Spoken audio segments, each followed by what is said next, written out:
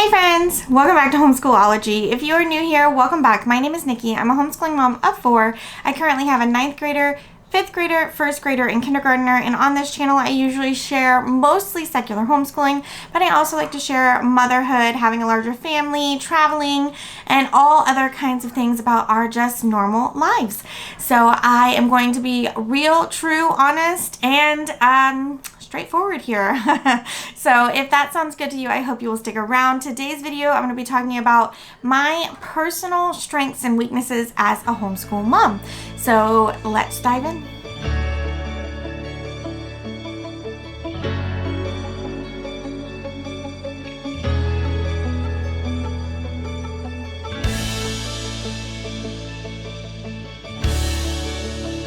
Anyways, today I'm going to be sharing my strengths and weaknesses as a homeschool mom. So a lot of these are my personal strengths and weaknesses because it's kind of hard to take the homeschool mom out of the person, but I am going to kind of just be having the mindset of homeschooling as I'm creating these, or as I created these.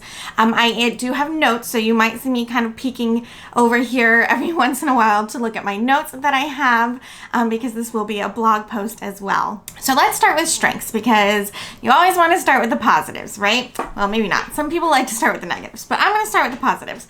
So first of all, I'm really good about being flexible. So I'm pretty easygoing, go with the flow. If a plan's not working out, I'm totally fine to scrap it, try something else. If we're having an off day, I'm totally fine with readjusting, trying something different.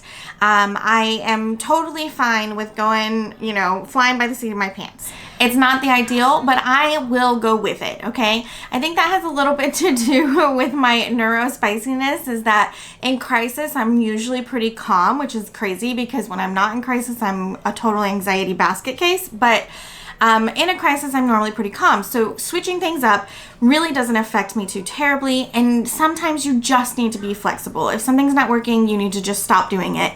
Pushing it is going to make it just a bad experience for everyone, and nobody's learning if everybody's in a bad mood. So that is kind of one of my strengths. I'm willing to make adjustments as needed. Another one of my strengths is planning. I love to plan. I love to plan everything, and not just this in my life. I like to plan trips. I like to plan parties. I like to plan. Planning is fun. The problem comes when I implement that planning, and I'll talk about that later. But I love to plan. I think it's part of why I wanted to be a teacher in the first place, because if you don't know, I was a high school biology and chemistry teacher before I had my kids and decided to stay home with them. And so I love to plan, and I will spend hours planning unit studies or planning activities or planning something out. It's fun for me. It's something I enjoy doing. So I'm really good at that part. I've had lots of practice. I am a fairly organized person. I'm a messy person, because my mom's going to watch this and she's going to tell you I'm not an organized person. But I am. I like to be organized. Do I always follow those organization systems perfectly? No. Okay, I'm a messy person.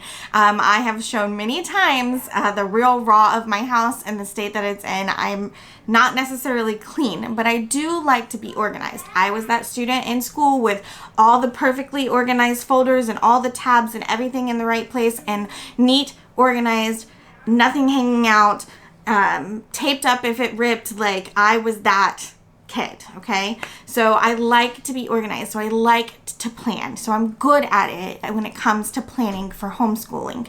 Now that I'm using Homeschool Planet, it's even easier. So I like it even more, okay? I love to plan. That's a pro, and I'm going to share later on why that can also be a weakness. And so I will come back to that, but planning is something that I'm good at. Along that same lines, I'm really good at creating unit studies. I really like learning through books. I've had a video recently right here. I have a whole playlist. So I'm going to link the playlist, not just an individual video, but where I show you, you know, how I find books that I like, how I put those books together, where I find activities to do with those things. I like designing classes for our co-op. I like doing all that. It's fun for me. I'm good at it. I think I have, you know, because I enjoy organization, I think that comes naturally to me. And so I enjoy creating unit studies. And luckily, I have at least one child that enjoys learning that way. So that's really convenient. And then last on my strengths list is experience. And while you might not have the same strength as I do, you know, you can have all the other ones right out of the gate. You can be a really good planner and spend a lot of time learning how to plan. You can be really good at creating unit studies. You can be really good at being flexible. You can be all those things. But experience is something you're just gonna have to accumulate. But because I have had experience, not only with homeschooling my children. I am in my 10th year of homeschooling. So not only with homeschooling my children, but before that, I was an actual public school teacher. And before that, I went to college to learn about teaching. And before that, I was a dance teacher. And before that, I was a nursery, or not a nursery, but a preschool teacher. Okay. So kids have been, you know, way up. Taking care of kids, teaching kids has been way up on my list of things that I know how to do for a very long time. And the majority of my life, honestly. And so, I mean, I was babysitting my nieces and nephews when I was, you know, 11 years old. Okay. Like, I have been doing it for a long time. And so I have a lot of experience, and that experience is a strength for me. It is something that I can pull from on a constant. And sometimes you don't have that. So if you don't have the experience yet, come here, come to YouTube, go to your community, your homeschool community in real life, go to any other community, homeschool community on Facebook, on Instagram, and seek out that advice, seek out that experience, because even if you don't have it personally, you can find it. You can get the help that you need. So let experience be a strength for you. All right, moving on to the weaknesses. And number one, if you've been around at all, you can probably guess what I'm going to say. I'm going to give you a second to guess. If you guess consistency, you are absolutely correct. I am horrible at consistency. Terrible. It has been a personal flaw of mine for many moons. Okay, guys, I am not very good at being consistent. I will do all the work, I will plan it all out, and then I will not follow through, which is my next weakness. And so I'm just terrible at consistency. And when you're homeschooling, consistency is uber important. Okay, guys, if you're not, and I can tell you from experience, if you're not being consistent with, we do homeschool every single day, the kids are going to catch on to that, and they are going to nickel and dime you, you know, push as far as they can push, fight back constantly. So being consistent, I recognize that this is a weakness of mine, and I am doing everything that I can to try to correct that. Even when I don't want to do school, I try my hardest to make sure that we're getting it done. Even if it's hard, even if we only do a little bit, even if we only do math for that day, I'm trying to be consistent that we do school every day. That is a school day. We don't homeschool 7 days a week. Making sure we crack those books at least once every day on that Tuesday, Wednesday, Thursday, Friday really is important. So consistency, it is a weakness of mine. I am working on it. Something that has greatly helped me this year. I have done more schooling this year than I have ever done in years past, as far as like, we are on track. We are kind of where we should be on almost everything. And that is Homeschool Planet, because it is mapped out for me. It's not like, you know, in my curriculums, even though I use a lot of Open and Go curriculums, and it's like, oh, you just do the next lesson. Well, when you're just doing the next lesson, it's really easy to say, I'll just do that next lesson tomorrow. Okay.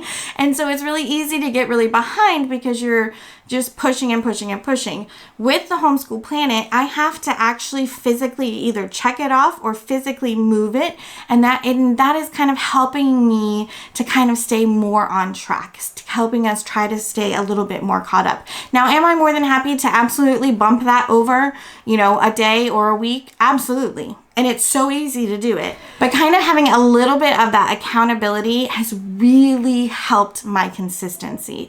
So even if you're not going to use Homeschool Planet, and even if you want to be a post planner, because that is so much easier than pre-planning in a paper planner, have an accountability buddy. Like my friend and I are doing history together this year. Why? Because we both slacked on it last year. And if we're doing it together, then we have to do it, right? Because I have to be accountable to her and she has to be accountable to me. And so we're actually doing it for the most part. We did skip last week, but it was a busy week.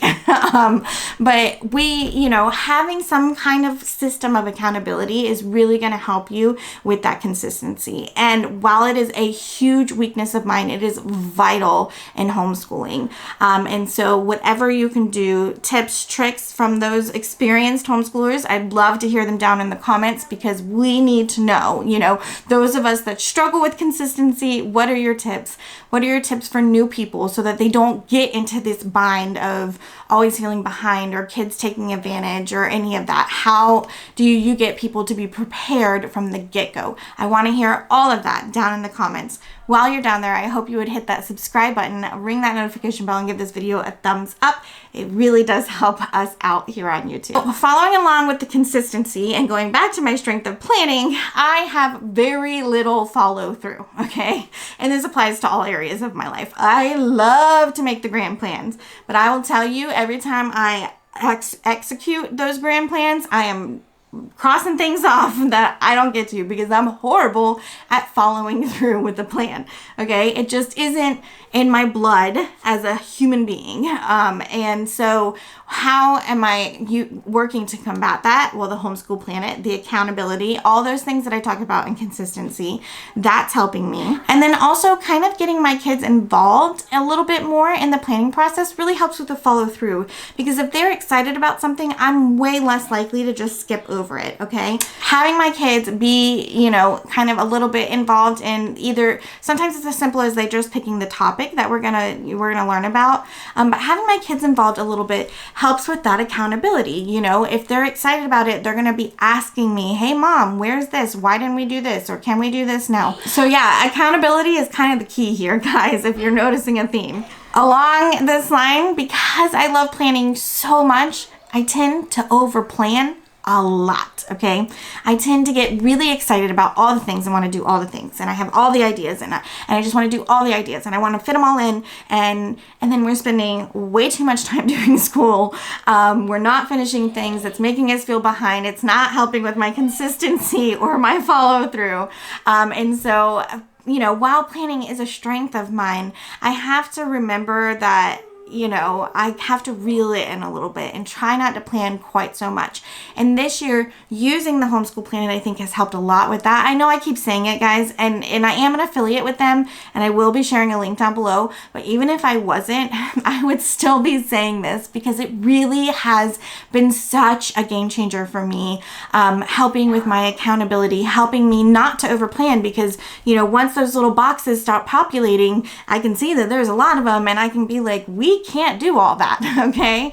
And so this year I'm almost at a point where I'm like, I think I might need to add in a few things, because we're not doing a ton, and so I think I've really been working on saying, you don't have to do it all. I tell you guys this all the time, but do I always listen to what I preach? No, I don't. And I'm trying to say, remind myself every time I'm sitting down or looking at something new and exciting, that you don't have to do it all. You do not have to do it all. Okay, there is time. There is 12 years of educating your children. Okay, so trying to fit it all in at one time isn't going to work. So try, kind of when you're planning, keep that in mind. But yeah, that is a weakness of mine, and I do that a lot. And then forgetting the fun. This is a really big flaw of mine. Okay, that didn't necessarily realize so much until I was planning out this year. Like last year, we didn't have the most successful school year. And then I'm planning out this year, keeping it very similar to last year. And, you know, just this nag in the back of my mind is like, and then Shauna over at Making Everyday Magic, she put out a video. If I can find it, if I can remember to find it, I'll link it for you guys. But it was like, don't forget the fun. And I was like, that's exactly what I'm doing. I'm forgetting the fun. I'm so worried about checking off all these boxes that in Florida, I don't even have to check off. I'm doing it to myself, okay? Now, I do want my child to have the option to go to college, and so I do. That's why we're worrying about it. That's why we're checking off the boxes. But for the state of Florida, I don't even have to do that. And I was forgetting to have fun. I was forgetting that homeschool, you know, the part of the benefit of homeschooling is that we can have fun. We can do exciting things. And so I'm trying to remember to add in the fun, do more unit studies because that's what my kids enjoy, and making sure that there's hands-on activities or art activities or things that they actually like doing. And I'm really kind of concentrating on that this year. Am I being super successful? No. But am I being better than I was before? Absolutely, 100%. And that's all you can really hope for, right? Is just doing better than you've done in the past. So yeah. So another weakness is forgetting the fun, but I'm working on it. I'm trying. And last but not least, for sure not least, okay, ask anybody who has known me for any amount of time, and they will tell you that I am not a patient person. I do not have patience. Never have, never, well, I'm working on it. I'm getting better, okay? That's one thing that kids do for you is they teach you patience, because sometimes you just have to be patient. But it's not a strength of mine. It is definitely a weakness of mine. I'm not good at it. I'm not good at holding patience. Am I working on it? Absolutely.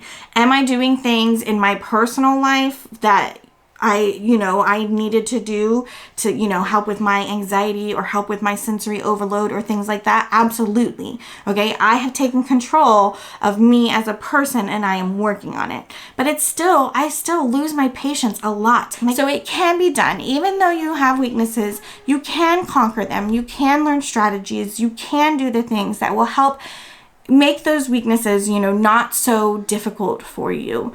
And by using your strengths sometimes to counteract some of those weaknesses that you might have. So that is it. That is my list. That is what I'm going to share with you guys today. I would absolutely love it if you would comment down below with either a strength or a weakness or both that you might have in terms of being a homeschool mom or homeschool parent, because we do have a few dads out there. Hello, homeschool dads.